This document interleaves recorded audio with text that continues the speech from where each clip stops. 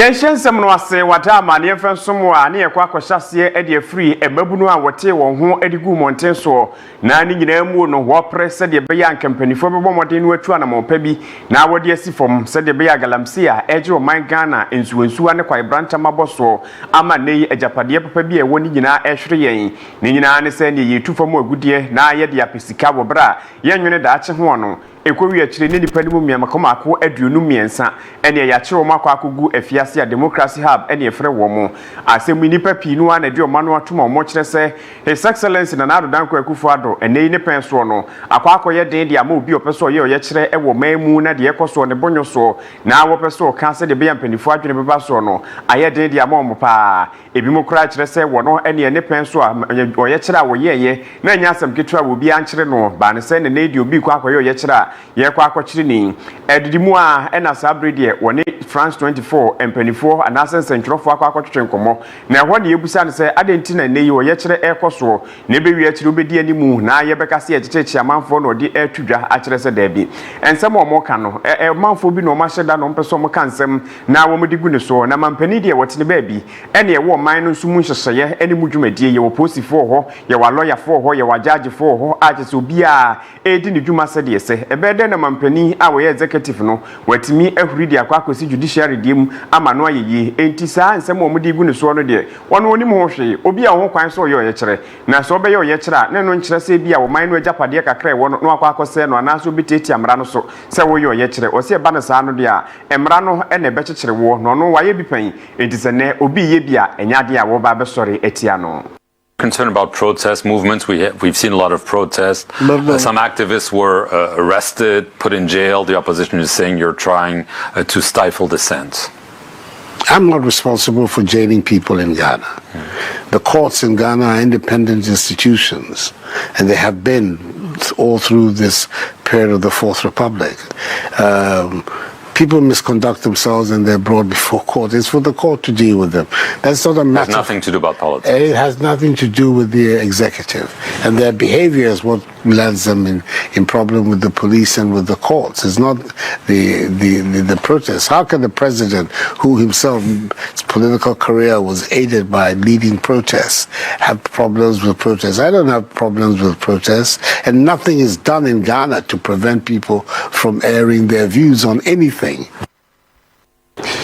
Yemfre no so na yeda so agina manyosemu na yegina mu ne de ne ba bia ye kwa akogina no new force movement na sabre ene wo mugusu a modo mo ho adi a yewura kwa me bedi akon ene ne wotwe o ma no se frank atuni no no kuro ya so san ye kofa bai na ne de amanfo ehwedi mu a ene se ene wo ba monten so na obeka se wei ene me frank atuni a abedi akira wodi machi na wo bo michi dom no ma hwese metimi abo moden na nkode a me kon se ne Ghana de hye di tumi bekura me no ono so ebeka me ho na no ene jebo janu enya ba santemantemu dwumadie sonko akwakotwehye mu ho no mo a ene Dr. Marian Isaka wakwakoyi no apagya ne nsa se wono ena chese wo ba bedi no achi na wahwe na watoto ne amanyina na Dr. Isaka eyobi a wabene ewosikasem entotoye mu na ne nyina mu no ene ni dwumadie so eso nipa no nam so asabre de yewra cheda akwakoyi no ne bra opagya ne nsa wiye no ene ode etudwa de entie nam so a eneyi wayi no na wayi no ba bia so asantemantemu ene okoyi no.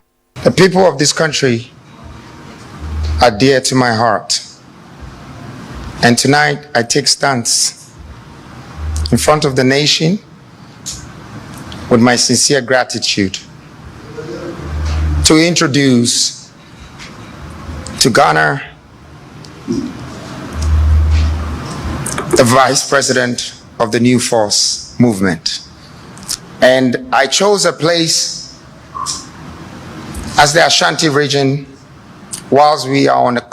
a tour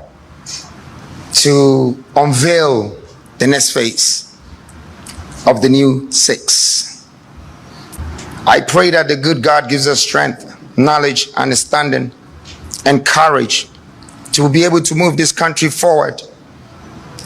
And forward as we go,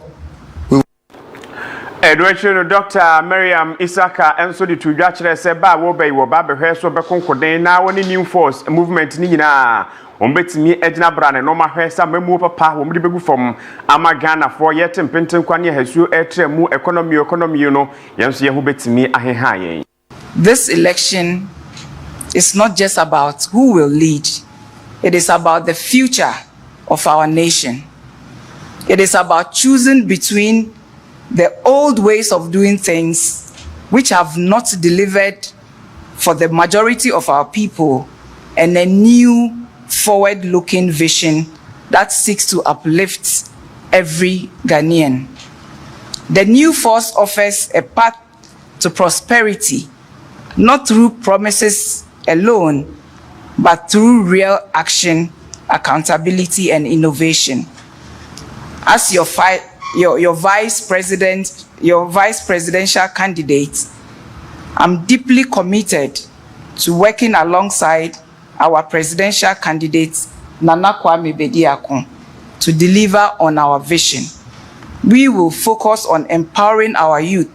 by creating jobs and fostering entrepreneurship.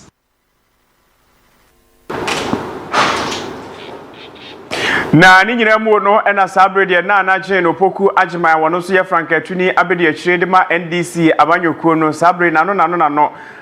Western North eno akwa na ho eno ne adehye ho edi nkomo no wode etudwa akire se sabre de mpuntudwuma eno obia epe bra wo mo hyase so mo kohoyi ene akwan pa na mo nam so no nya akwan ketoa ne akwan no atutu sa pa enu mu a enya asem ketoa de no wode tudwa akire se sa na tie de a na ne na NPP amanyokuo no omoda so to aba ede ma wo mo ede ye de braso se won fon kokromoti ensesemu na won to aba emfema NDC amanyokuo ne san so mo eno mo di mpuntu ebeba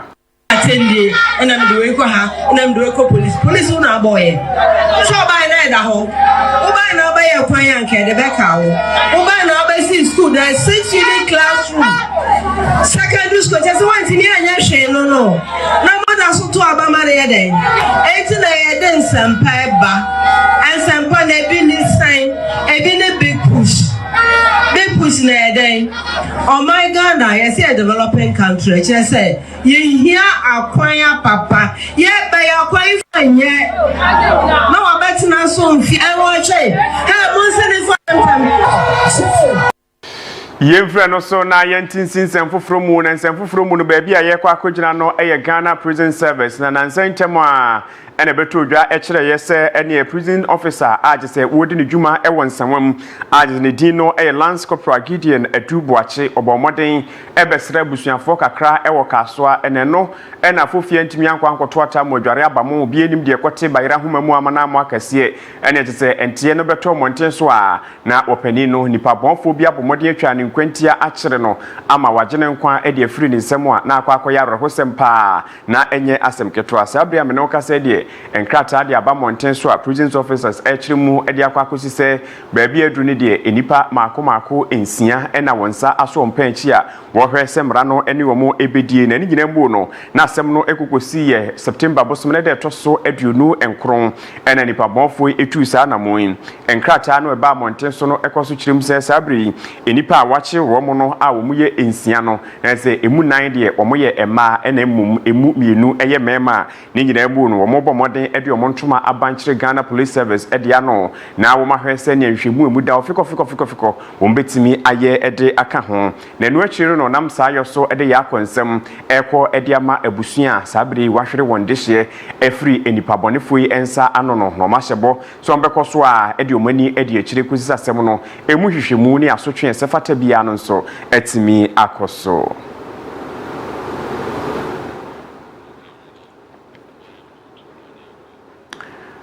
Yentoaso na yetoaso de ane ekwa akwie ewasante mantemu na watwi awieye ene ente yekoso papa ni nyina ne sa kyerkyerefo a wobo homoden wombo moden ede abasobo ekokohyehyɛ so amagese ne ede bo mabaso ekire yeni so eso wo munyuma pa womoye ede aboa oman Ghana na wodwumadi no ase ena asoafo a wohwe enwomasua ho nsem so yewura osayaw adutwum ede tudwa akire se baabi akwa akoduru de oman Ghana niema bi ho no mo a eya agensem pa esan sempanifo eguso so a omohwe so betimi ayensa kyeremu no my Ghana ye nwomasua etimi apagya ede akonanim na enso mofra no eba no ebi mo aso den pa anya sem ketwa ni titiru ene omo mbetwero nso hwewe obo se ne school nkonwa ne ebubu no ene school kyese niam ahodo bebre no a na omo se no adan ampanifo ankyere wo nso hwe no na eno omudi nsemone wo se eba ne saa wo de nhyehyɛ yahodo ba begu akwan so a sesei se u free SHS no akọ university bia no a ewo se yedi hu adanse de friend testimonial no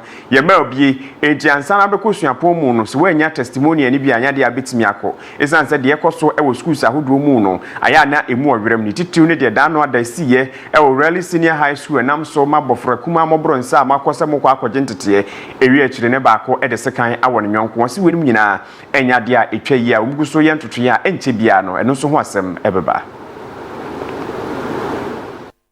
sound a note of caution to all students that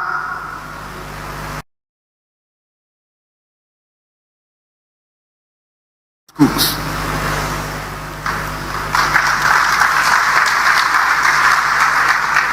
and there will be zero tolerance for indiscipline in our schools.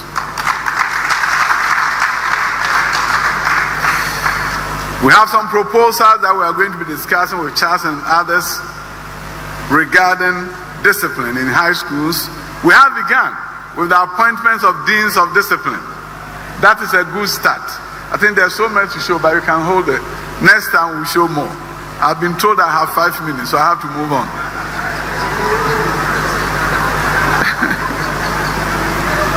Zero tolerance for indiscipline in our high schools. There are where students, when they finish their WASI, go on a rampage destroying school properties will be over. Because we are working, and we're going to be working with tertiary institutions, colleges of education, nursing training colleges, universities, to ensure that when you are moving from high school to the university, you will provide a testimonial. You will have to secure a reference letter talking about your character. So if you go on a rampage and destroy property, that ends your career. Indiscipline should not be tolerated anywhere in our schools.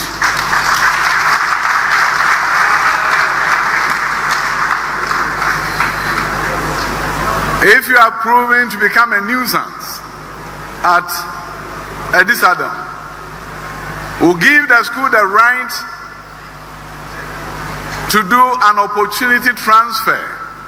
You will be sent to another school whose name I will not mention. So from Opokwai, you go to somewhere outside your region to enjoy the rest of your high school education. I also want to make a passionate appeal to our partners in education, district assemblies, and assembly members and others, that school lands cannot be encroached upon.